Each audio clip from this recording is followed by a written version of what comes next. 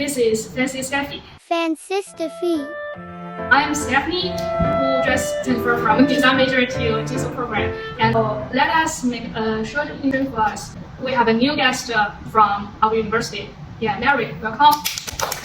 Hi, ladies and gentlemen. My name is Mary, and I'm a senior in WKU.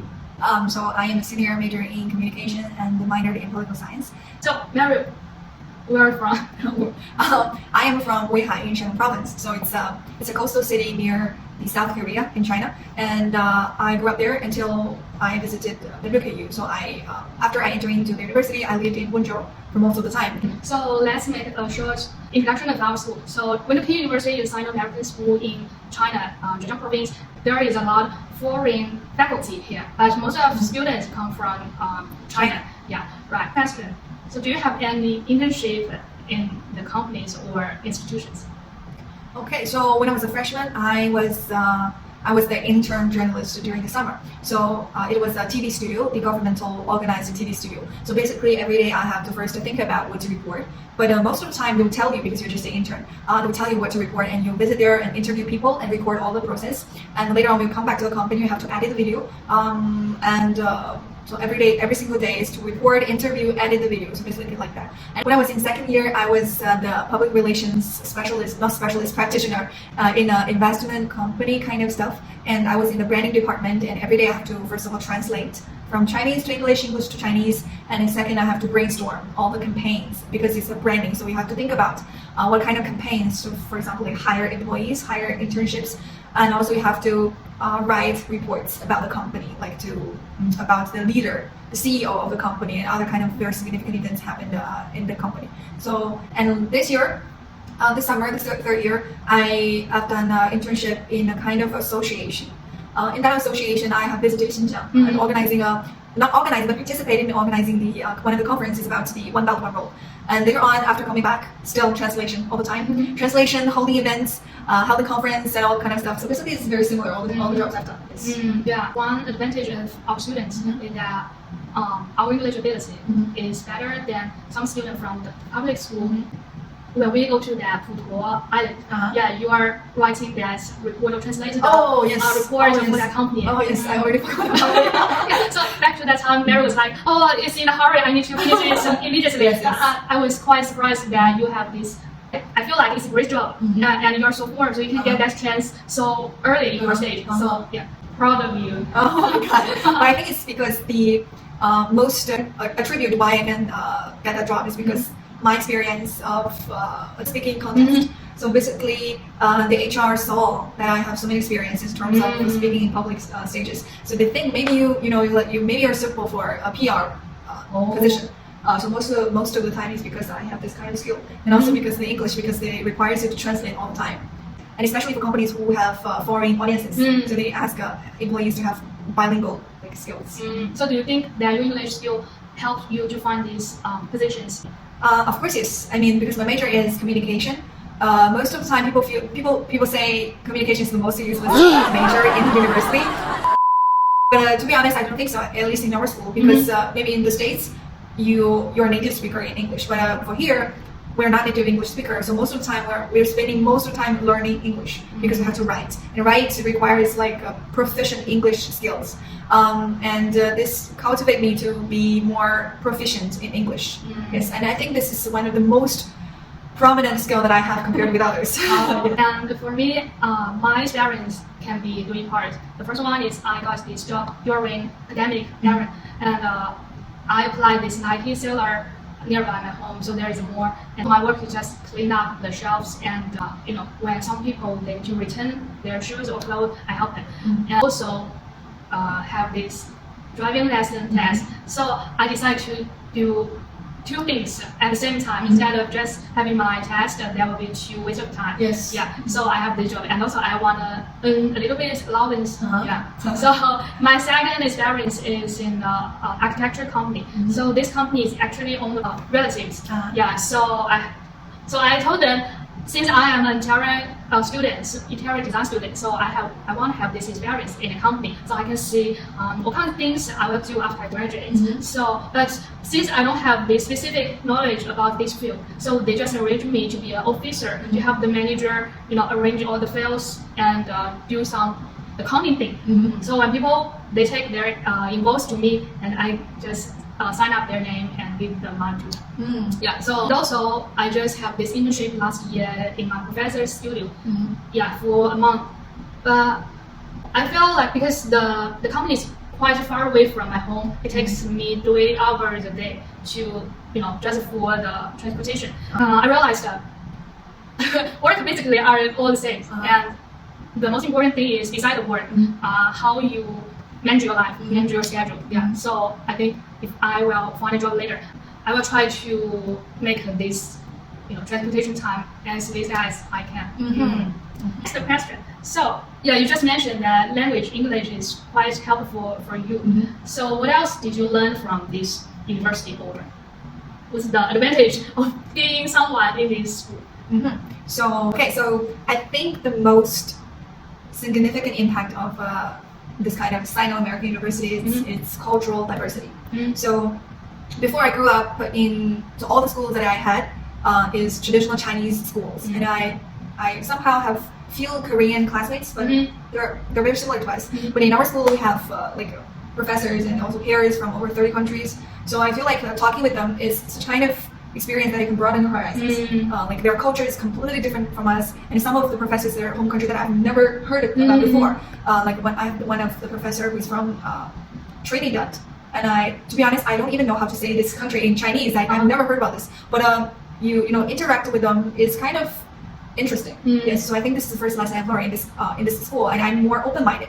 So I show the respect to all the cultures that, even though they are sometimes I cannot understand, but I show the respect. So I think this is the most important lesson I've learned here. And secondly, is the public speaking skills. So I think American people tend to focus more on their speaking skills. Like every class we have presentation, and it's a time for us to practice. So I still remember when I was a freshman, I have trouble speaking on stage. So I feel like I struggled for a while. But later on, after practice, and now I feel like presenting in front of people is kind of, I guess not say easy, but more comfortable than before. So this is the second lesson I learned here. And also other things like English skills, because I was immersed in such kind of English environment. Yes. Well, it's time to talk about myself. So I think when I was a design student, what I learned from this school is actually most impacted my professors. And some of them just graduated from the top arts school in Britain, but they also, even though their personal skill is super awesome, but I can also see the future of this. Because I don't know whether it's because of the background, the context of the society, but in China, even though those professors they just graduated from the top university, they still in the poor quality of life. So They cannot make money. they cannot make money. Yes, because if you want to make money as a designer, that means you need to have strong background, that you knew a lot of famous celebrities. What do you mean strong background? For example, your family comes from an art family, so your parents are both artists or designers, so they can bring their effects to me. I see, like the networks. Yeah, the networks is valuable to any kind of field.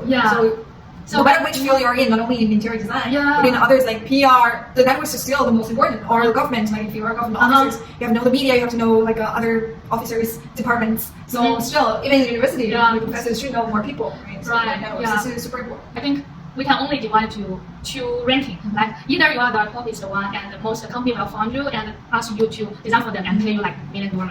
Millions of dollars, really. And then we have the bottom designer, like you work hard and you stay up all the month, and then you just like get 4,000 RMB a month. Especially 4,000 RMB is like $600 a month. Crazy. And then if you just an intern, and you also need to stay up to complete all the work, but you only get like $3 or $300 a month. So that's really low. So most people cannot give up their design career, since they didn't get a lot of repay from this company or society.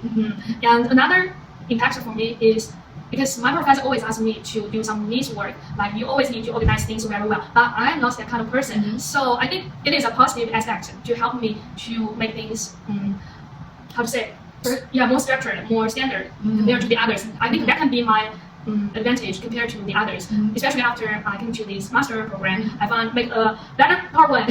It's quite important. Yeah, because sometimes people will neglect some details or they don't know how to organize their structure. But I know, so I can make a better presentation to the others. Yeah, because we used to use graphic or these illustrations to express our ideas instead of just speaking. Yeah. What's the negative aspect? This what's the negative aspect? That's too much. It's hard to think about positive and also hard to think about negative perspective. Negative perspective is it's a Sino-American university, so it has the drawbacks of both Chinese school and the American school.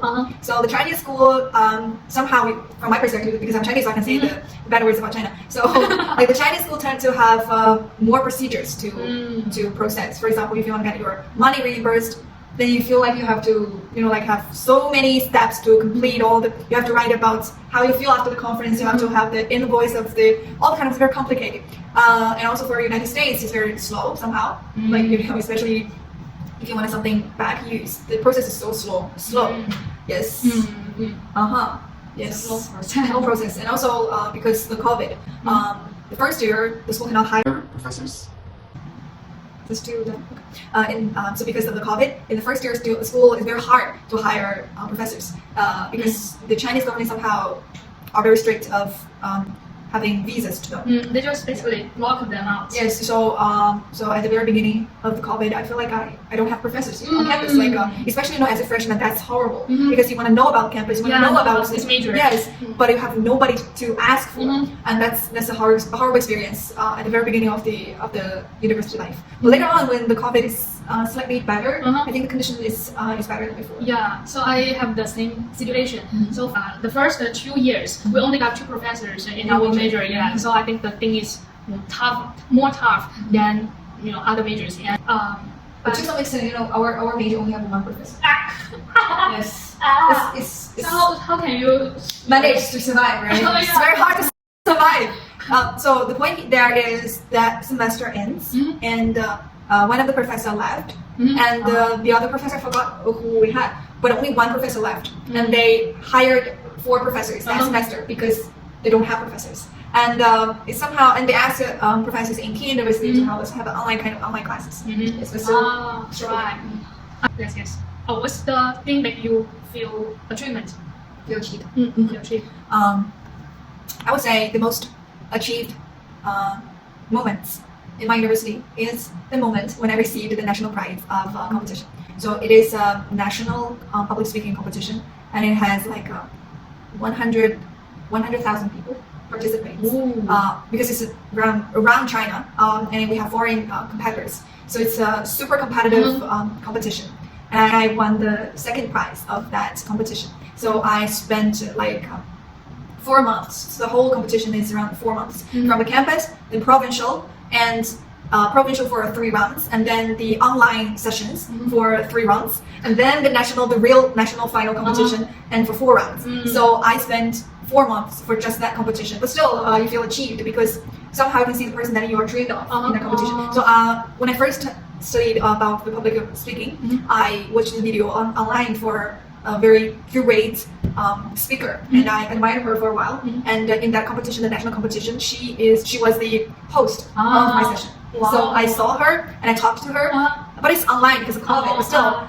but anyway, I saw her and I contacted her, so I feel like so achieved. And somehow you feel like there's somebody who is really much superior than you, but you can meet her just because you pay a lot of efforts on that. So yes, I feel very achieved in that moment.